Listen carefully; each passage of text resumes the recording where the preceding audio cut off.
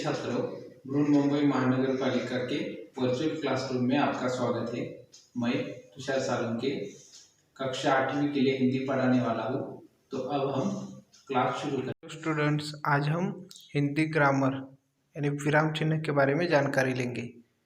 तो विराम चिन्ह का मतलब क्या है? विराम का अर्थ होता है रुकना या ठहरना, मतलब रुकना। विराम का अर्थ क्या है? रुकना। तो विराम चिन्ह कौन कौन से है देखते हैं आगे। भाषा के लिखित रूप में विशेष स्थानों पर रुकने का संकेत करने वाले चिन्हों को विराम चिन्ह कहते हैं।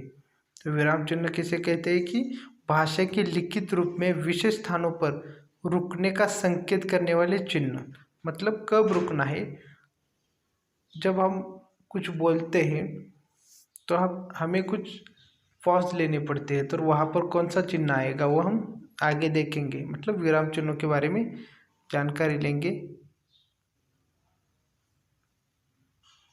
तो विराम चिन्ह का नाम और विराम चिन्ह, पूर्ण विराम, उसके बाद देखेंगे अर्ध विराम, अल्प विराम, प्रश्न सूचक चिन्ह, विस्मय सूचक चिन्ह, उद्धरण चिन्ह, योजक चिन्ह, विवरण चिन्ह, कोष्टक, हंसपद या त्रुटिपूर्वक चिन्ह, निर्देशक चिन्ह और लाघव चिन्ह।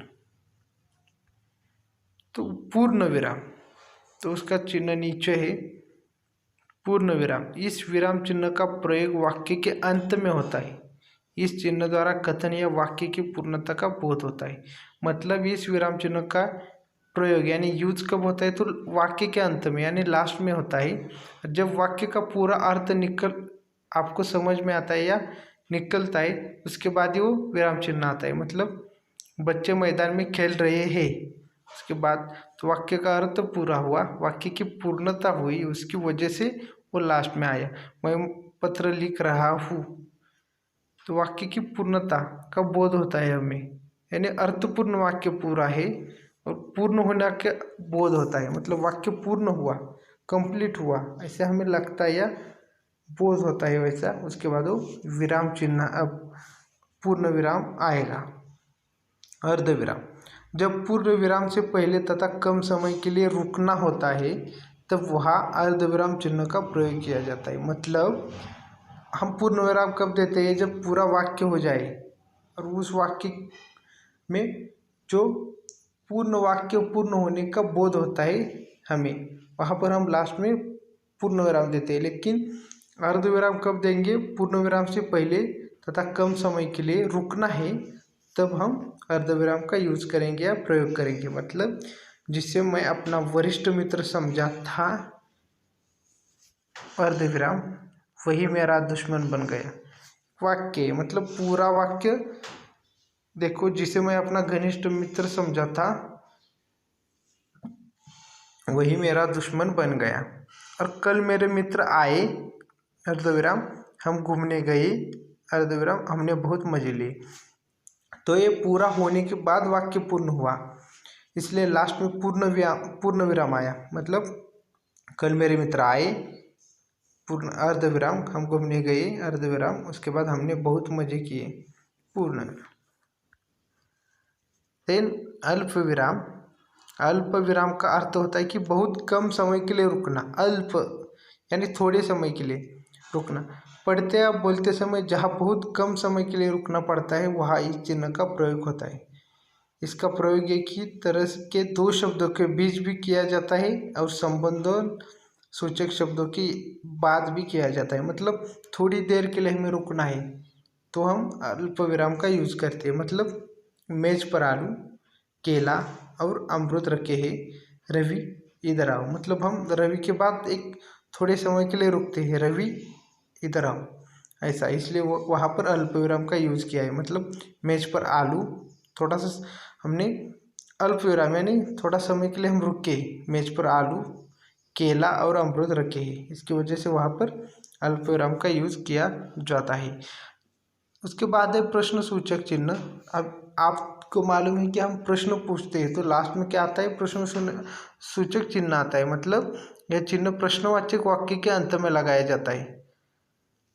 मतलब तुम कब तक वापस लौटोगे? तो हमने प्रश्न पूछा है, इसकी वजह से लास्ट में प्रश्न सूचक चिन्ह आएगा।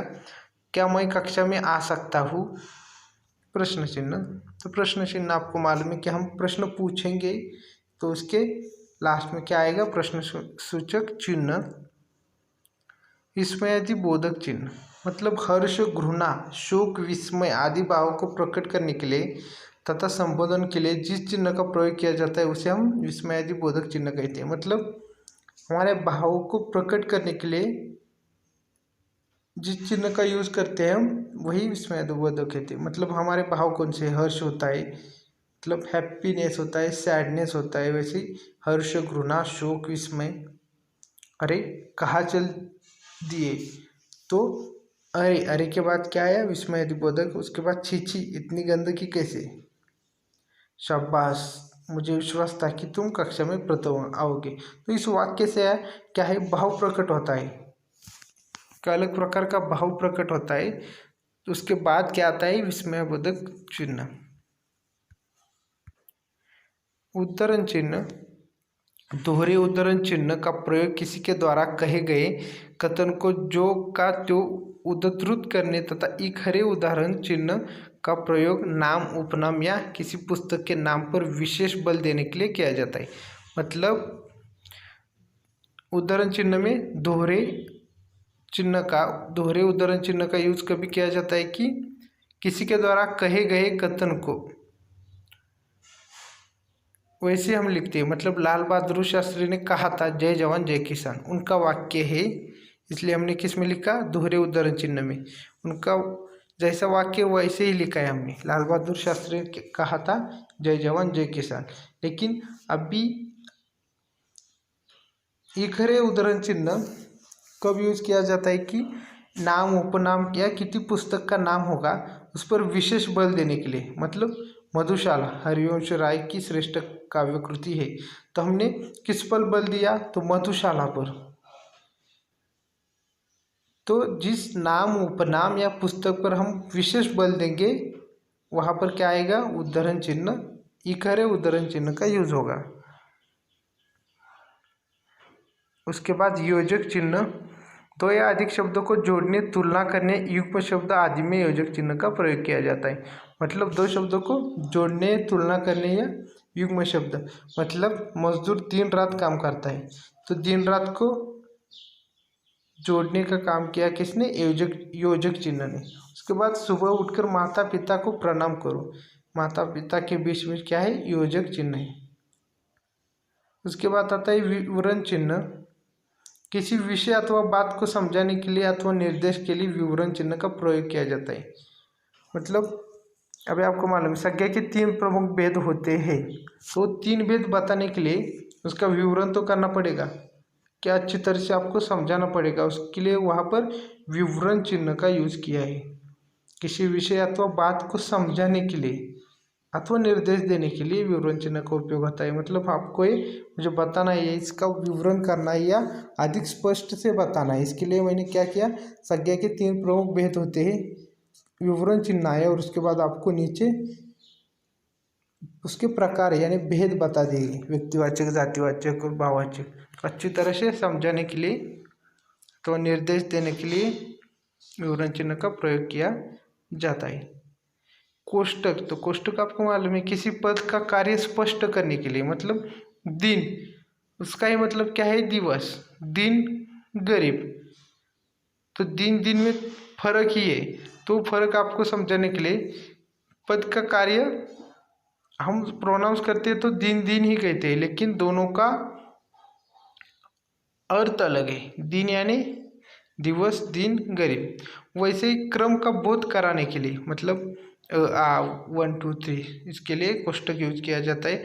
और नाटक के भाव की अभिव्यक्ति के लिए, मतलब राहुल गुस्से से तुम सभी यहाँ से चले जाओ, मतलब जो राहुल का रिएक्शन है वो हम लिखते समय कोष्टक में लिखेंगे, उस पर चेहरे पर वो रिएक्शन दिखाई देती है, लेकिन वो हम कहाँ पर लिखते हैं, कोष्टक में। मतलब उसका नाटक के जो भाव आते हैं वो भाव हम कोष्टक में ही लिखते हैं। मतलब राहुल गुस्से से, उसका रिएक्शन क्या है वो हम लिख रहे हैं गुस्से से, तुम सभी यहाँ से चले जाओ।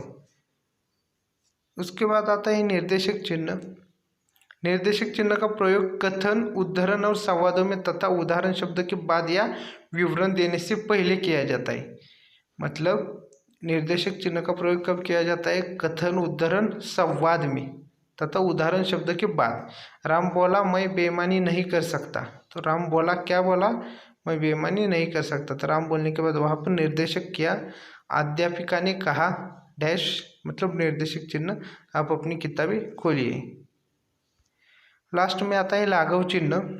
लाघव चिन्ह का प्रयोग बड़े शब्दों को संक्षिप्त में लिखने के लिए किया जाता है।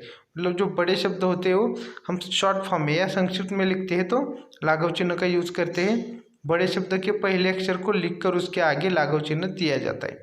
मतलब पंडित, तो प के आगे वो लाघव चिन्ह है। डॉक्टर, डॉ के आगे। वैसे डॉक्टर सुनील कुमार जैन, तो उसके आगे उन्होंने लिखा है, पूरा लाघव चिन्ह का यूज किया है। Now click on the subscription button below to subscribe the channel, then the bell button to get the notifications of the new videos. Thank you.